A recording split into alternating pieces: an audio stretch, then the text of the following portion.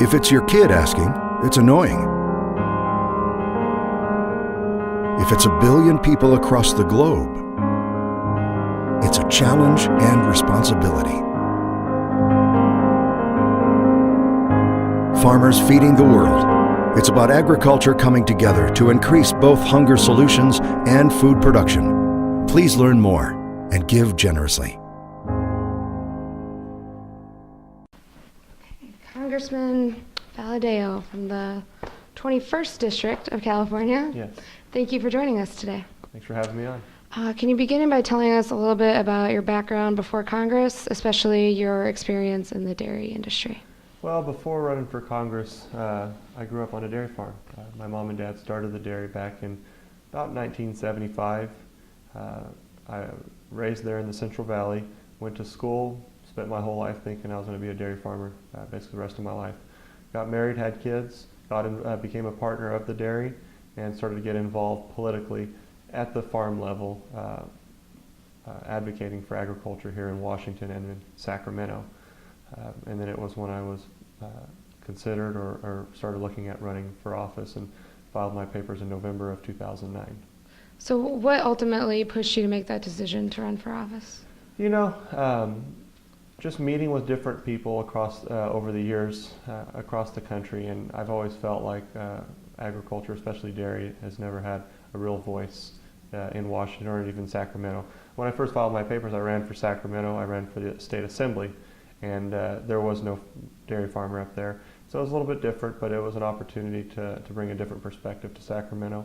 And then when the opportunity came for the congressional seat, for my district, the issues that are most important to us obviously is agriculture policy like Farm Bill, immigration, and water legislation. Those are all issues that have to be fought for at the federal level, and I decided to take that opportunity. As we speak today, a full farm bill has not yet been passed in the House. Can you describe what your opinion is of the process so far this year, and what are some of the provisions that are most important to you in a final farm bill? Well, right now, I'm excited about the portion of the Farm Bill that has been passed out of the House. I think we've done some good things there, especially in dairy policy, where we've got less government involvement and try to take it to a more free market approach. Over the years, as a dairy farmer, some of the issues that I've always had, I think, held our prices down, especially when I was hedging or spending a little bit of time in Chicago trading for my farm. We knew that those policies had an impact on us and having an honest marketplace. So I'm glad to see that we've gotten rid of a lot of the government in our business. A little disappointed obviously in what's been going on with the SNAP portion. It's going to be ugly, and we're hoping to see some resolution there soon. Also, another hot topic in Congress today is immigration reform, and you've been vocal about your support for reform as well as pathways to citizenship. Can you describe what, if in your ideal world, what the House would do to achieve immigration reform, and what agriculture specifically needs in immigration? Well, an agriculture across the country is very different. And so my district, we grow about 350 different crops, and we've got quite a few different varieties in the animal side as well. So for me, what's important on the agriculture side is flexibility. When we had a Bracero program or something like that, I feel like going back to that is not a good step, because you want employees to have options as well, and you don't want to turn it into a situation where they don't have the opportunity to go find a better job or be mistreated while they're there. So I think it's important for both the farmer to have the flexibility and also the employee. So that's what I think is important on the ag side. As far as immigration reform in general, as a member of Congress and someone that represents a large area, not just in agriculture, we've got a serious problem. We've had a broken immigration system for years, and we do need to reform it. And so if it's comprehensive, if it's step by step, at the end of the day, we have a lot of issues that need to be resolved, from the people that are here to STEM, where our companies and our businesses here are having trouble competing for the best minds in the world because of our immigration system. We've got a shortage of doctors. My vet is always down at all the universities trying to bring guys in, because there's a shortage of vets, and that affects agriculture, but doctors in my communities, nurses. So there's a very important argument to be made for immigration reform in general, and that's why we've been spending a lot of time on it. Are you optimistic that something will be passed by the end of 2013?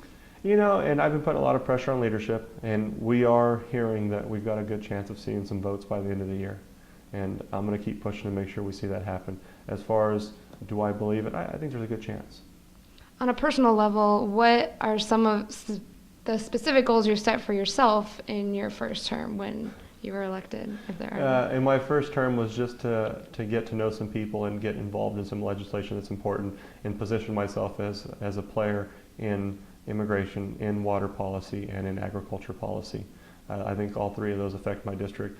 Energy policy, I have a large energy portfolio in my district, so that's something that I'm also paying a lot of attention to.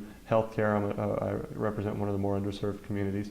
But my first goals were just to put myself in a position where people trusted me and came to me or allowed me to be a part of a conversation on a lot of these issues.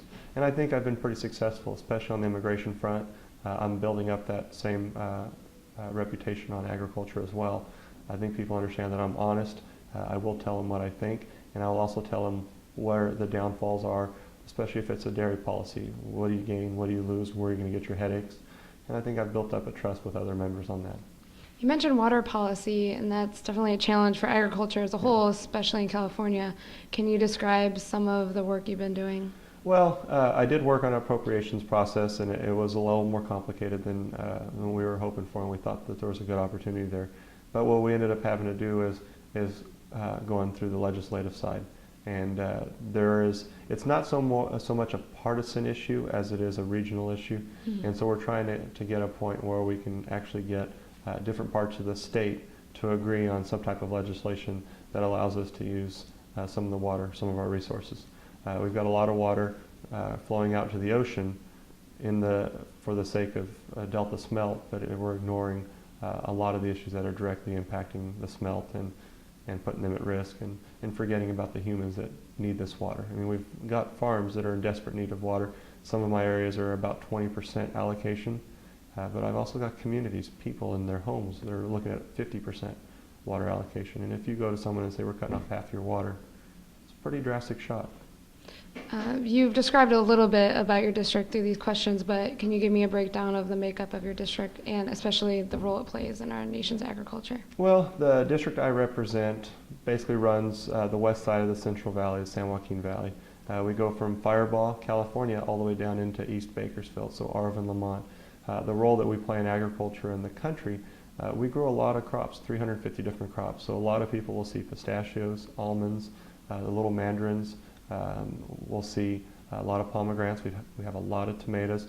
The largest dairy district, we produce more milk than any other district in the country. We grow a little bit of everything, but I'd say our strongest exports are obviously milk and almonds, pistachios, and grapes. We do a lot of grapes, a lot of raisins, but a lot of different crops.